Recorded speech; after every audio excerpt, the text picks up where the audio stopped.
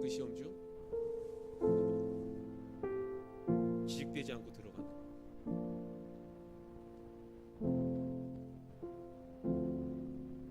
잘 들어가요.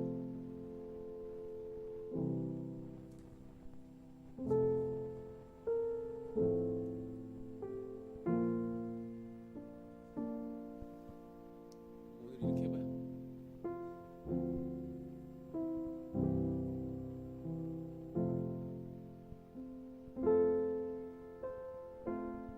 이 소리가 들어갈라나? 들어가?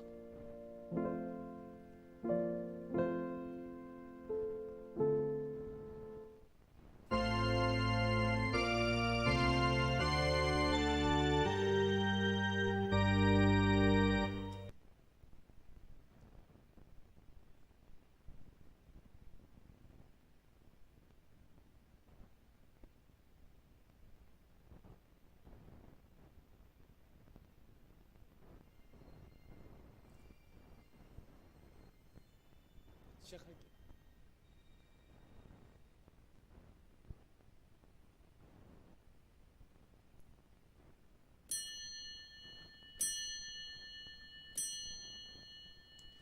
우리 다 함께 하나님 앞에 9월 마지막 주 예배를 드리도록 하겠습니다. 조용한 기도 하시겠습니다.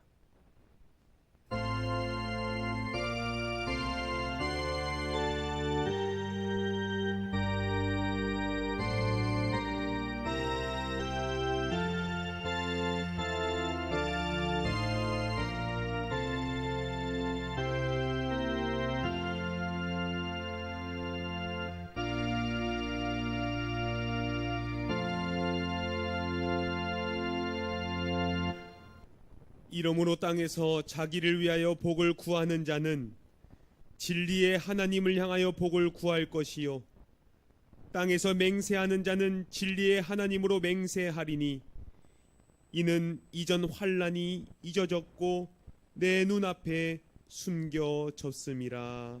아멘. 영혼의 고향을 그리며 천국을 사모할 마음을 주신 하나님 아버지, 거룩한 주일에 성전에 나와 여호와 하나님의 이름을 부르며 찬양과 경배를 드리게 하심에 감사를 드립니다. 추석 명절에 드리는 저희의 찬양과 경배를 받으시고 영광을 받아 주옵소서.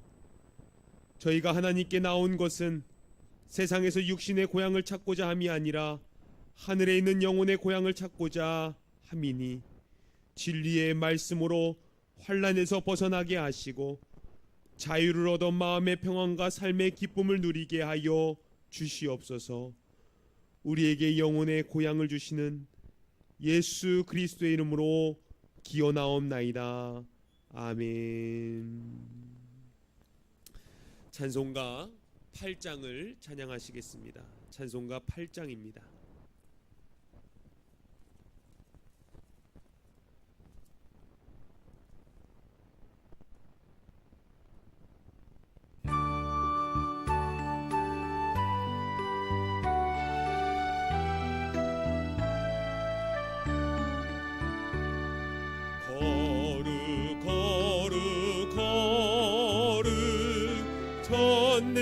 전능하신 주님, 이른 아침 우리 주를 찬송합니다. 거룩 거룩 거룩 자비하신 주님, 성삼위일체 우리 주로다. 거룩 거룩 거룩 주의 보좌 앞에 모든 성도 면류관을 벗어드리네. 전군 천사 모두 주께 굴복하니 영원히 위에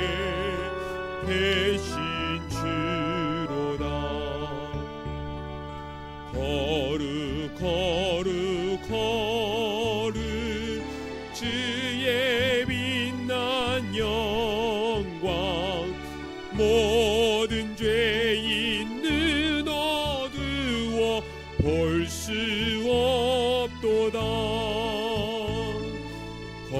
거룩하신 이가 주님밖에 없네. 온전히 전능하신 주로다. 거룩 전능하신 주님, 천지 만물 모두 주를 찬송합니다.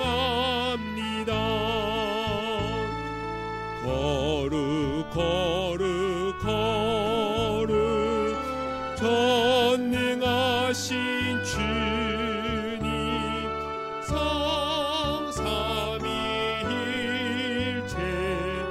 우리 주로다. 아멘.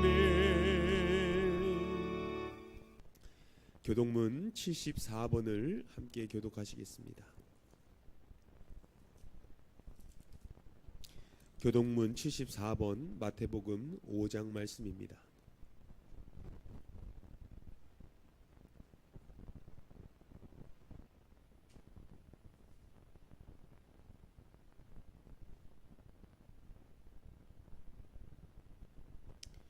같이 함께 교독합니다. 심령이 가난한 자는 복이 있나니 천국이 그들의 것이며, 애통하는 자는 복이 있나니 그들이 위로를 받을 것이며, 온유한 자는 복이 있나니 그들이 땅을 기업으로 받을 것이며, 의에 줄이고 목마른 자는 복이 있나니 그들이 배부를 것이며, 긍휼히 여기는 자는 복이 있나니 그들이 긍휼히 여김을 받을 것이며, 마음이 청결한 자는 복이 있나니 그들이 하나님을 볼 것이며, 화평케 하는 자는 복이 있나니 그들이 하나님의 아들이라 일컬음을 받을 것이며, 의를 위하여 박해를 받는 자는 복이 있나니 천국이 그들의 것임이라. 나로 말미암아 너희를 욕하고 박해하고 거짓으로 너희를 거슬러 모든 악한 말을 할 때에는 너희에게 복이 있나니 기뻐하고 즐거워하라. 하늘에서 너희의 상이 큼이라. 너희 전에 있던 선지자들도 이같이 박해하였느니라. 아멘. 사도신경으로 신앙 고백하시겠습니다. 전능하사 천지를 만드신 하나님 아버지를 내가 믿사오며 그 외아들 우리 주 예수 그리스도를 믿사오니, 이는 성령으로 잉태하사 동정녀 마리아에게 낳으시고 본디오 빌라도에게 고난을 받으사 십자가에 못 박혀 죽으시고 장사한 지 사흘 만에 죽은 자 가운데서 다시 살아나시며 하늘에 오르사 전능하신 하나님 우편에 앉아 계시다가 저리로서 산자와 죽은 자를 심판하러 오시리라. 성령을 믿사오며 거룩한 공예와 성도가 서로 교통하는 것과 죄를 사하여 주시는 것과 몸이 다시 사는 것과 영원히 사는 것을 믿사옵나이다. 아멘.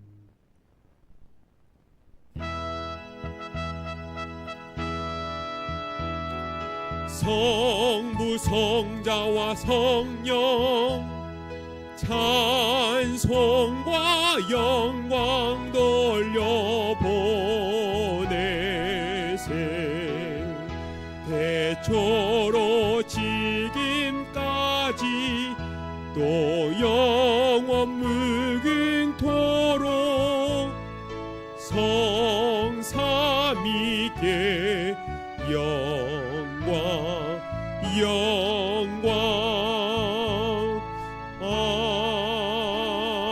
아멘. 다 같이 기도하시겠습니다.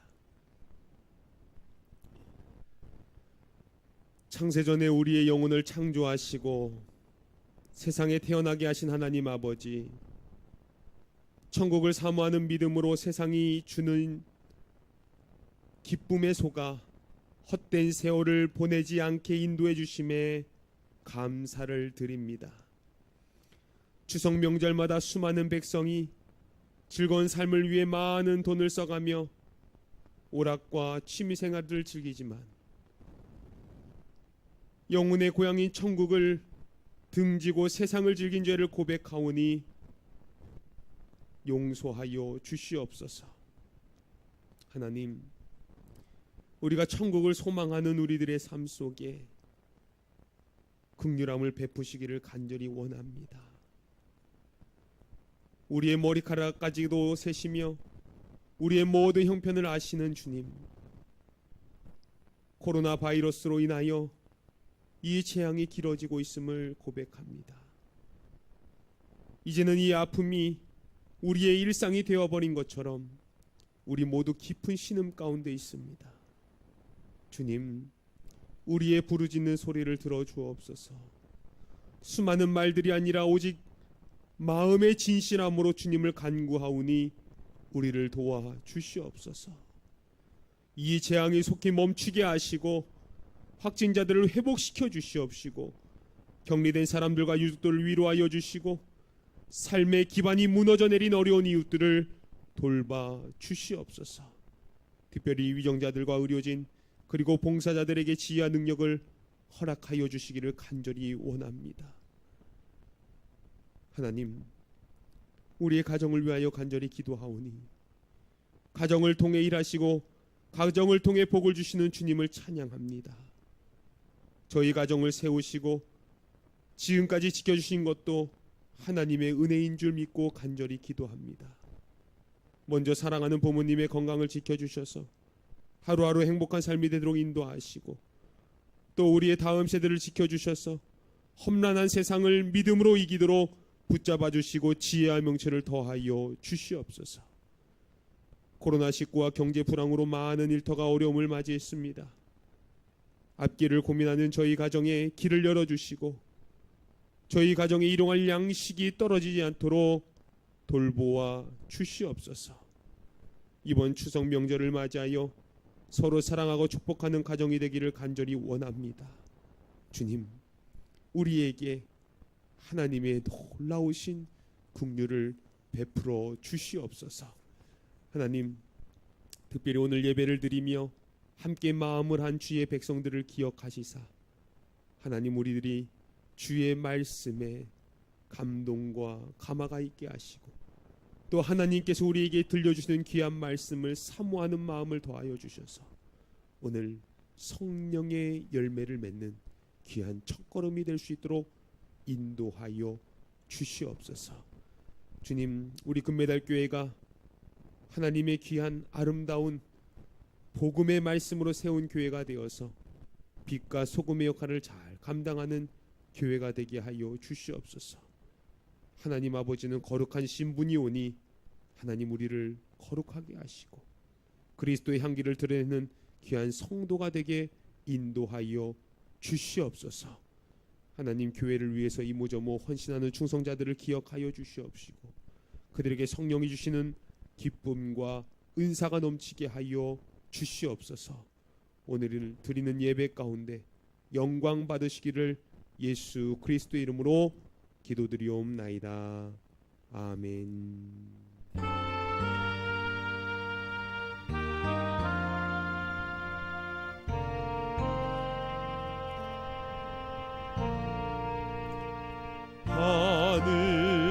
하늘에 계신 아버지, 이름 거룩하사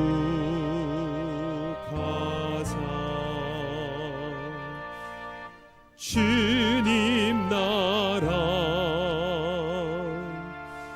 임하시고 뜻이 이루어지다.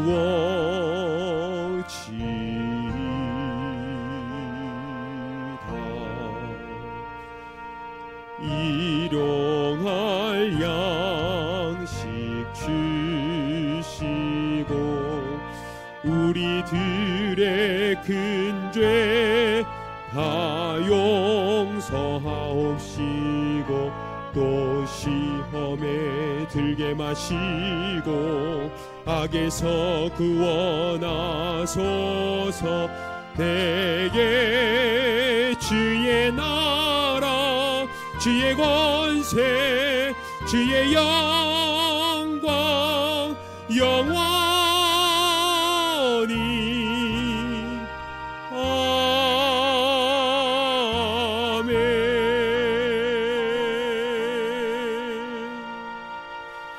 아멘. 아멘.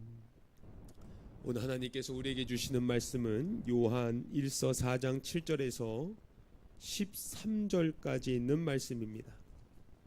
신약성경 요한 1서 4장 7절에서 13절까지 있는 하나님의 말씀 같이 봉독하겠습니다.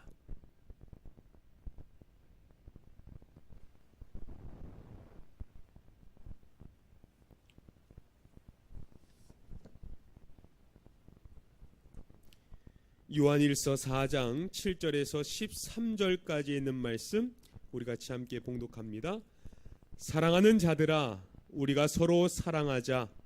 사랑은 하나님께 속한 것이니 사랑하는 자마다 하나님으로부터 나서 하나님을 알고 사랑하지 아니하는 자는 하나님을 알지 못하나니 이는 하나님은 사랑이심이라.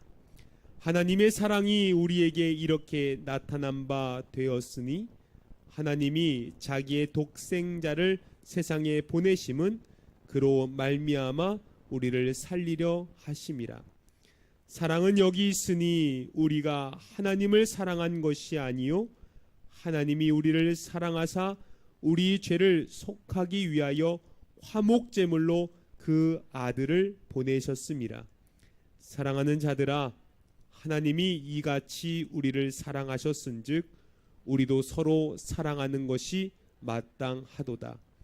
어느 때나 하나님을 본 사람이 없으되 만일 우리가 서로 사랑하면 하나님이 우리 안에 거하시고 그의 사랑이 우리 안에 온전히 이루어지느니라.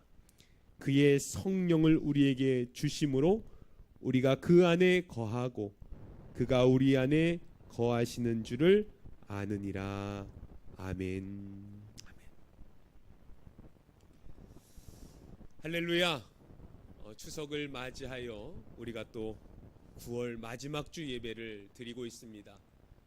풍요로운 한 가위를 우리가 기대하며 2012년을 달려왔는데 코로나19로 인하여 정말 우리들의 삶이 무너지고 또 가정이 힘들어지는 그런 상황 속에서 오늘 우리가 드리는 예배를 통하여 그 가정 가운데 하나님의 사랑이 하나님의 회복의 영이 임하시길 주의 이름으로 간절히 축원합니다.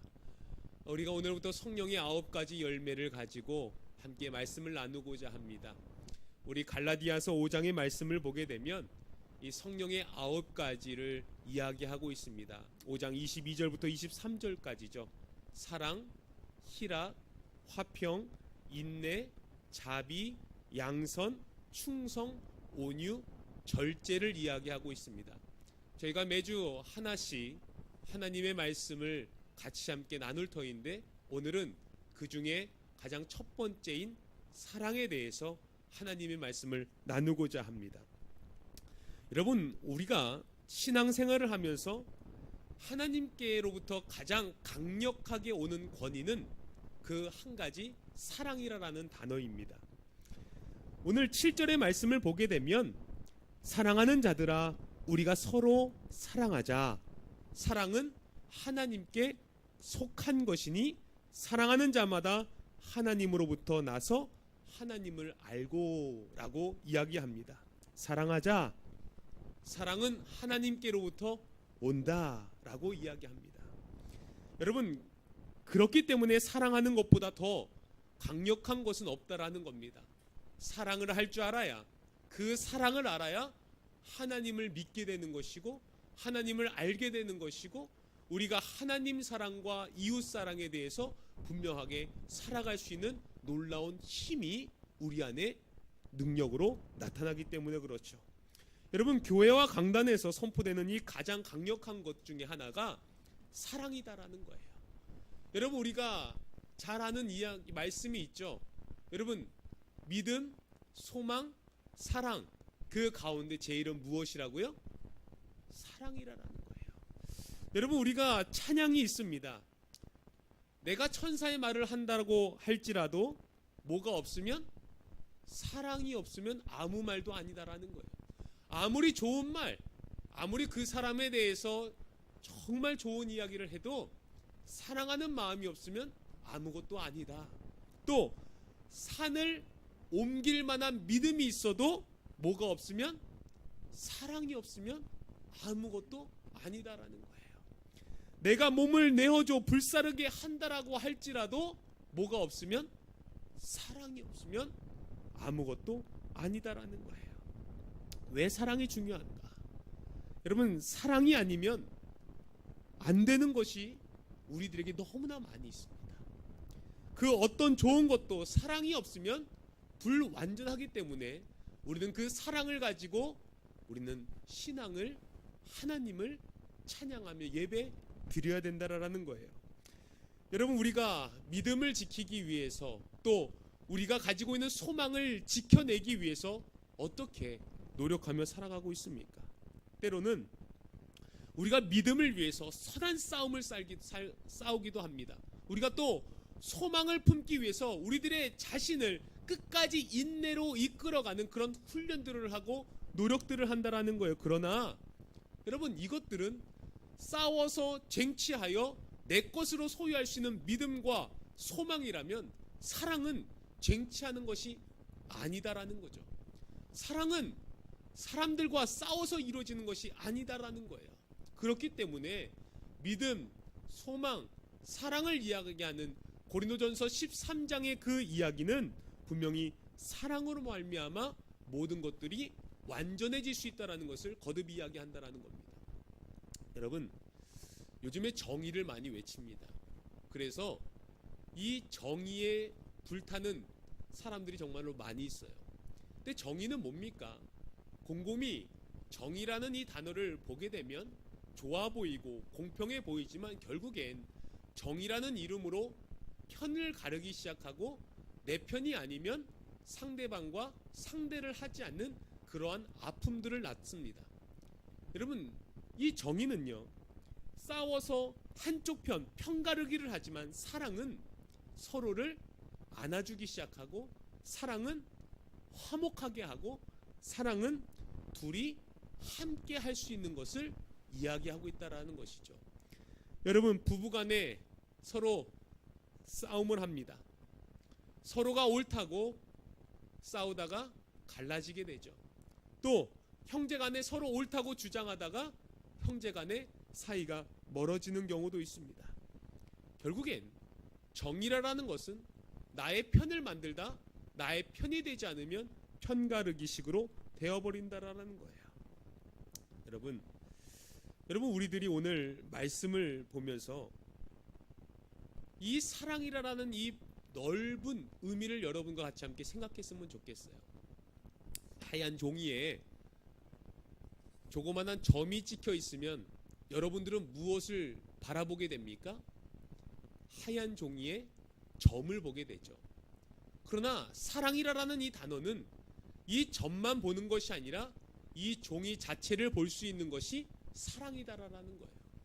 여러분들이 인생을 살아가면서 정의라는 이 점을 바라보는 것이 아니라 정말 그 정의를 벗어난 모든 자들의 모습들을 바라보며 사랑할 수 있는 그런 마음의 밭이 필요하다라는 거예요.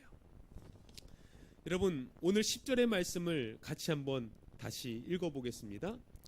사랑은 여기 있으니 우리가 하나님을 사랑한 것이 아니요 하나님이 우리를 사랑하사 우리 죄를 속하기 위하여 화목제물로 그 아들을 보내셨습니다.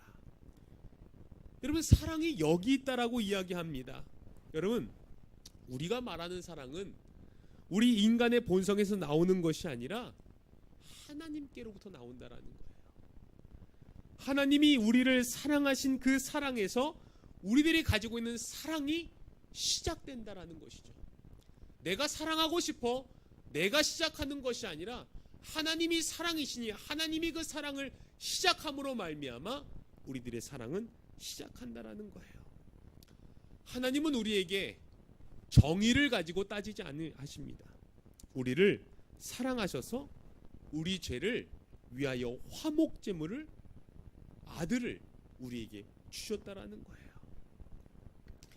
여러분, C.S. 루이스 교수님이 이런 사랑에 대해서 이런 말을 합니다. 우리는 에로스에 의해 태어나고 스토르게에 의해 양육되고 필리아에 의해 성숙하고 아가페의 사랑으로 완성된다. 다시 한번 이야기를 드리자면 우리는 에로스, 남녀간의 사랑에 의해서 태어나고 스토르게, 혈육의 사랑에 의해서 양육이 되고 필리아, 우정과 우애에 의해서 성숙하게 되고 아가페, 헌신과 희생의 사랑으로 사랑이 완성된다라는 거예요. 어떤 종류의 사랑이든 간에 우리 모두는 이 사랑 안에서 살아가고 있다라는 것이죠.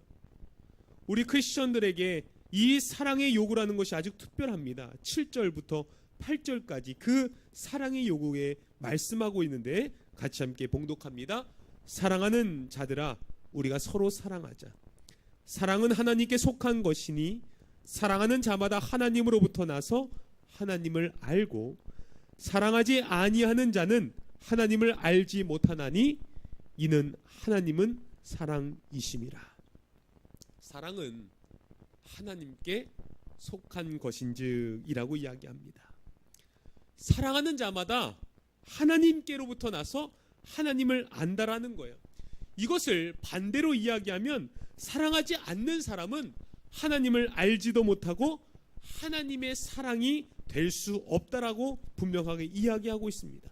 사랑하는 자만이 그 속에 하나님이 거하심을 알 수 있다라는 거예요. 여러분, 우리가 이야기하는 가장 최고의 사랑을 아가페 사랑이라고 이야기를 합니다. 여러분, 이 아가페, 이 말이 뭡니까?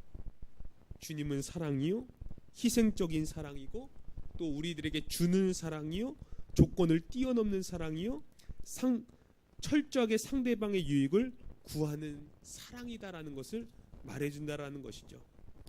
여러분, 한번 자녀들을 생각해 볼까요? 여러분, 정말로 좋은 사람이 있어서 우리 자녀를 그 사람에게 결혼을 시킨다라는 것이 참 쉽지 않습니다. 제가 결혼할 때를 생각해 보게 되면 정말로 그 한 여인을 같이 서로 만나 언약을 맺는다는 게 쉽지 않다라는 거예요. 우리의 부모의 생각과 그 부모의 생각은 정말로 그 사랑으로 어떻게 비할 수 없기 때문에 그렇죠. 괜찮은 집안이야, 괜찮은 사람이야 라고 해도 그 부모의 마음 가운데 정말로 그 사랑의 마음은 결코 뒤처지지 않기 때문에 그렇습니다.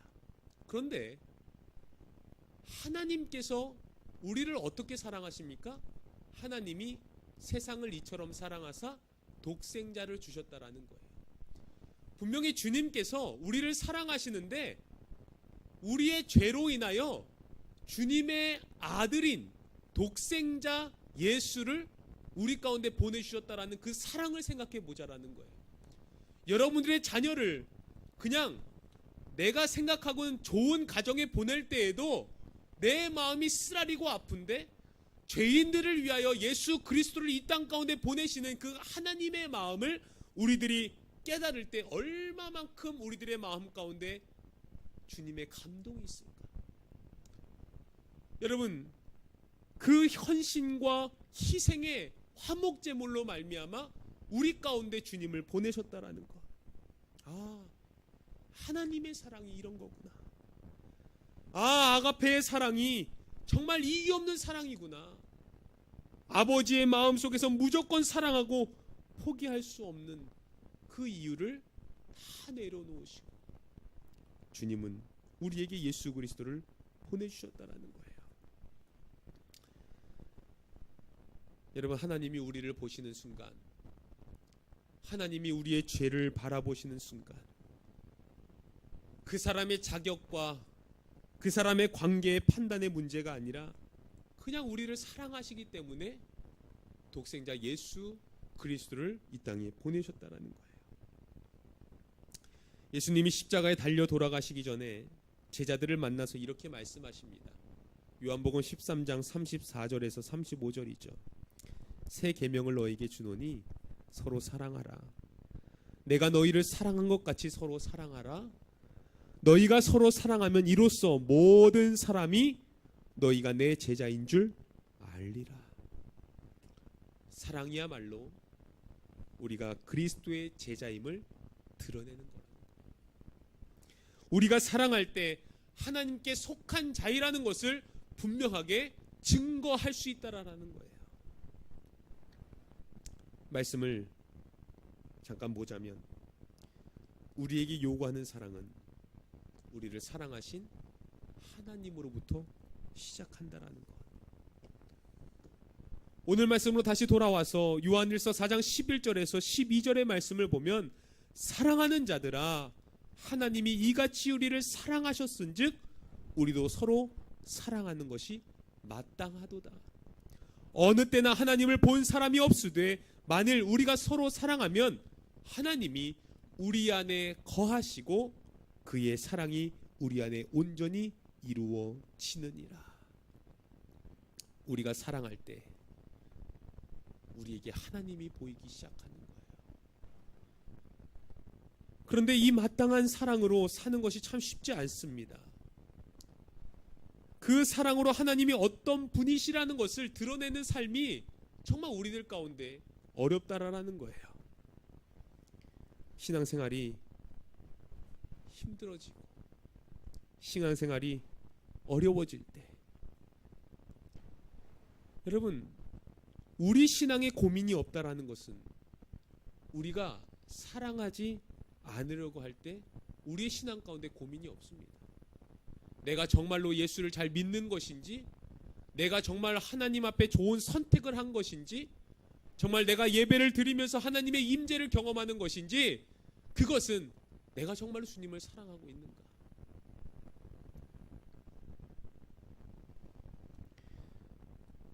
우리가 이제 하나님의 사랑을 받고 있는 존재라는 것을 우리가 우리의 마음 가운데 새길 필요가 있습니다.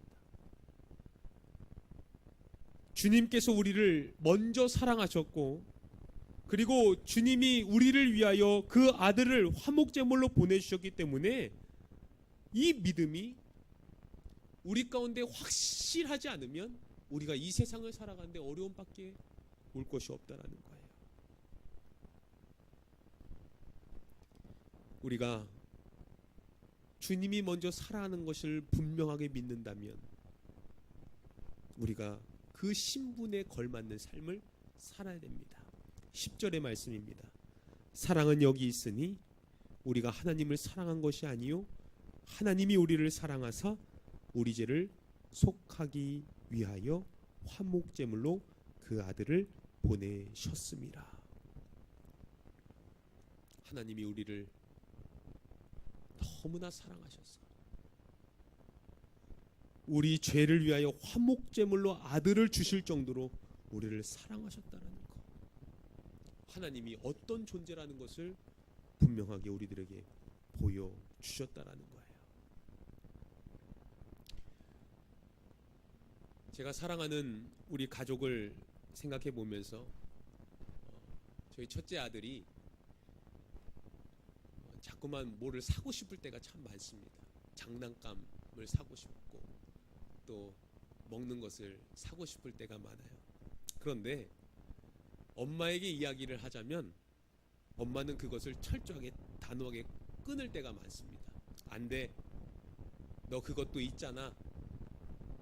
너 있는데 또 왜 그걸 살라 그래? 라고 분명하게 이야기할 때가 있습니다. 그러면 그때 저에게 와가지고 이야기를 해요. 아빠 이게 갖고 싶은데, 아빠 나 이게 필요한데 라고 이야기해요. 옛날에는 막 찌역 부리고 땡깡 부리면서 이야기할 때는 마지못해 사줬는데, 요즘에는 이렇게 공손하게 비밀을 이야기합니다. 그러면 제가 이렇게 이야기해요. 그래, 조용히 아빠만 따라와 라고 해서 제가 몰래 사줍니다. 사주면서 조건을 겁니다. 그 대신 엄마에게 솔직하게 이야기하고 이제 앞으로 엄마한테 더 잘하기 라고 하면 그때는 알겠다라고 이야기하고 그 장난감을 살 때까지는 너무나도 공손하게 잘 있습니다. 근데 선물을 사주고 이제 집에 들어가면 선물을 샀다라고 장난감이 생겼다고 얼마나 뛰어놀고 말썽을 피는지 몰라요. 그때 제가 우리 민성이에게 사인을 보냅니다. 민성아, 아빠가 그거 사줬잖아. 눈빛을 보내요. 그러면 이 아들이 눈빛을 보고 맞다, 말 잘 들어야지 라고 다시 한번 생각해 볼 때가 있어요. 여러분, 우리들이 신앙생활하면서 가장 중요한 것은 하나님과 이런 비밀스러운 관계를 맺는 것이 참 중요합니다. 나와 하나님과의 관계가, 그러한 관계가 형성되었을 때, 아, 내가 하나님의 사랑을 이미 받은 존재구나, 내가 하나님의 말씀을 따라야지, 내가 그것을 잊고 살고 죄 가운데 거한다 할지라도 그 하나님의 사인과 하나님과의 그 비밀스러운 그 관계를 우리는 날마다 기억하며 그것을 찾아갈 수 있어야 된다라는 거예요. 여러분, 주님이 우리를 자녀 삼아 주셨어요. 주님이 우리를 사랑하는 존재로 만들어 놓으셨고, 우리는 사랑받는 존재라는 것을 분명하게 주님을 통하여 이미 말씀하셨다라는 거예요. 그렇기 때문에 우리들의 삶, 우리들의 모습은 사랑받는 자의 모습으로 증거하며 살아가야 되는 것이죠. 여러분, 코로나19로 인해서 세상의 악한 것들은 다 드러나고 있습니다. 또 잘못된 것들은 드러나고 있습니다. 기독교의 잘못된 부분도 드러나게 되었고 민낯이 드러났습니다. 그래서 기독교를 정말로 신뢰하지 않는 시기가 되었고 시대가 되었습니다. 이제는 어떻게 살아가야 되겠습니까? 이제는 우리가 그것을 철저하게 회개하며 내 안에 주시는 하나님의 사랑을 우리들이 회복하여 하나님의 사랑을 가진 자의 모습대로 살아갈 때 기독교가 다시 회복의 길로 들어서게 된다라는 것이죠. 이러한 말씀 속에서 우리들에게 주님은 분명하게 어떻게 살아가야 되는지 나 자신에게 다시 한번 말씀을 통해서 이야기해주고 있습니다. 11절 말씀입니다. 사랑하는 자들아, 하나님이 이같이 우리를 사랑하셨은즉 우리도 서로 사랑하는 것이 마땅하도다 라고 이야기합니다. 여러분, 주님이 우리를 사랑하셨으니 우리가 사랑하며 살아가는 것이 마땅하다라고 분명하게 이야기하고 있다라는 거예요. 데살로니가전서 1장 3절의 말씀에 보게 되면 그들에게 사랑의 수고가 있었다라고 분명하게 이야기합니다. 여러분, 우리가 이 사랑의 열매를 맺어야 함에도 불구하고 그렇지 못하는 것, 왜 사랑의 열매가 없을까? 그것은 수고하지 않기 때문에 그렇다라는 거예요. 사랑의 실천을 하지 않기 때문에 우리들에겐 사랑의 열매가 없다라는 것입니다. 여러분, 성령의 열매를 맺는 첫 시간, 우리들에게 주는 도전이 사랑의 수고를 하라는 거예요. 그렇게 사는 것이 마땅하다라는 겁니다. 여러분, 우리가 사랑을 표현하는 방법이 여러 있습니다. 그러나 가장 중요하게 생각하는 것은 상대방을 나보다도 더 높게 중요한 사람처럼 대해주는 마음으로 살아가는 수고가 필요하다라는 거예요. 간단한 말이라고 생각하지 않습니다. 이 삶은 정말로 어려운 삶이에요. 그래서 사랑은 수고가 필요한 거예요. 여러분, 내가 어떻게 해야 도움이 될 수 있을까? 이런 고민들을 해보며 살아가고 있습니까? 부부 생활에도 마찬가지입니다. 내가 정말 저 아내에게, 저 자녀에게 어떻게 해야 도움이 될 수 있을까라는 것들을 고민하기 시작할 때 우리의 사랑의 수고가 시작되기 됩니다. 여러분, 오늘 본문의 말씀을 보니까 이것을 우리들의 힘으로 절대 할 수 없다라는 것을 말해줍니다. 13절에 있는 말씀입니다. 그의 성령을 우리에게 주심으로 우리가 그 안에 거하고 그가 우리 안에 거하시는 줄을 아느니라. 아멘. 그의 성령을 우리에게 주심으로. 여러분, 혹시 예수님 때문에 손해를 보거나 마음의 평안, 또 세상이 줄 수 없는 평안을 경험해 본 적이 있으십니까? 그것이 바로 성령의 열매를 맺는 순간이다라는 거예요. 성령님은요, 중매자의 역할을 하신다라는 거죠. 그 사랑의 중매자로서 우리가 사랑의 열매를 맺게 하신다라는 거예요. 여러분, 고린도전서 13장 1절의 말씀, 1절부터 3절의 말씀을 보게 되면 아까 처음에 시작했던 찬양의 말씀처럼 내가 사람의 방언과 천사의 말을 할지라도 사랑이 없으면 소리나는 구리와 울리는 꽹과리가 되고, 내가 예언하는 능력이 있어 모든 비밀과 모든 지식을 알고 또 산을 옮길 만한 모든 믿음이 있을지라도 뭐가 없으면, 사랑이 없으면 내가 아무것도 아니요. 내가 내게 있는 모든 것을 구제하고 또 내 몸을 불사르게 내어줄지라도 뭐가 없으면, 사랑이 없으면 내게 아무 유익이 없다라는 거예요. 여러분, 아무리 열심히 사역한다라고 할지라도, 아무리 열심히 내가 헌신한다 할지라도, 아무리 열심히 내가 봉사한다 할지라도, 아무리 내가 열심히 나의 지적에 투자한다 할지라도 뭐가 없으면, 사랑이 없으면 nothing이라는 겁니다. 아무것도 아니라. 사랑에는 수고가 필요합니다. 우리 한번 따라해 봅시다. 사랑에는 수고가 필요합니다. 저 유아시대도 따라해 보십시오. 사랑에는 수고가 필요합니다. 내가 힘들고 내가 어렵다 할지라도 그 사랑의 열매를 맺기 위하여 수고가 필요하다라는 거예요. 우리들의 마음속에 이 말을 할 때마다 이런 생각 듭니까? 나 사랑 많아요.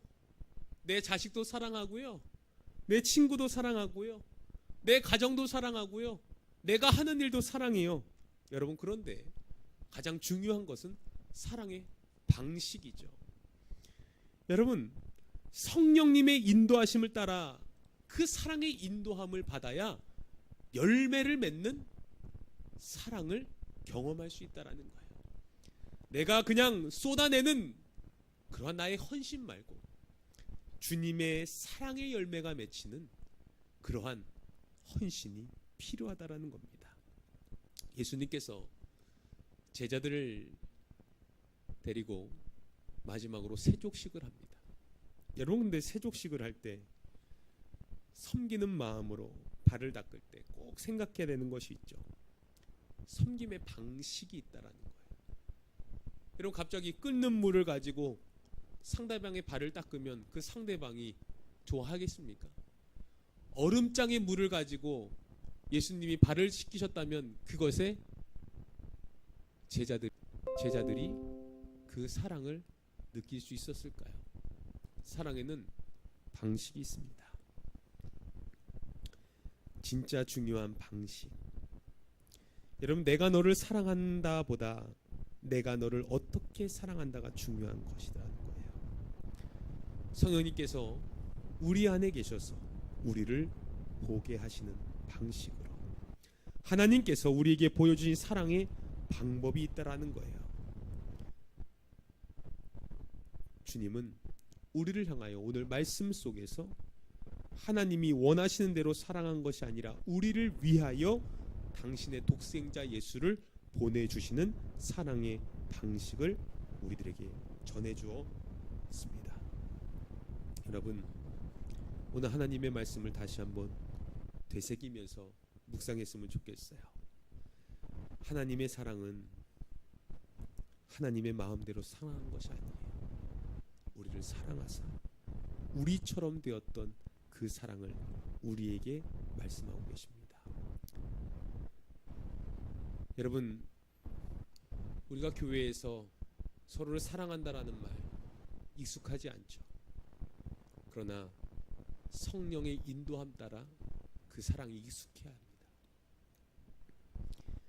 지금 정의를 실현해야 한다고 이야기하는 것이 중요한 것이 아니라 옳고 그름의 문제를 우리가 따지고 판단하는 것이 아니라 서로 기도하고 사랑하지 않으면 하나님의 모습으로 온전한 공동체를 이룰 수 없다라는 거예요. 오늘 신앙의 본질, 그 핵심은 하나님이 우리를 사랑하셨다라는 거. 우리 같이 한번 따라해 봅시다. 하나님이 우리를 먼저 사랑하셨습니다. 우리가 한 주간 이 마음을 가지고 살아갈 때 사랑의 수고가 있기를 간절히 축원합니다. 그리하여 사랑의 열매가 맺혀지는 여러분들의 가정과 여러분의